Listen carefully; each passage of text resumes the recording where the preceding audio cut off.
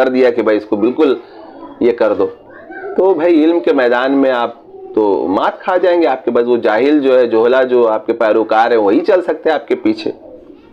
اب یحییٰ بن ایوب، ان کو بھی امام عجلی نے سکہ کہا. یحییٰ ابن معین، کتنا بڑا مقام یحییٰ ابن معین کا. ذرا مطلب علم حدیث میں جو ہے ان کا مقام دیکھیے کہ امام بخاری کے استاد میں ہیں یہ.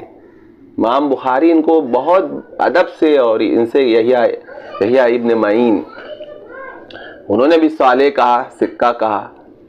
امام ابن عدی نے بھی سکہ کہا. امام ذہبی نے تذکرۃ الحفاظ میں شامل کیا، انہوں نے صدوق کہا. علامہ ابن کرانی نے بھی جو ہے تو صدوق کہا ہے.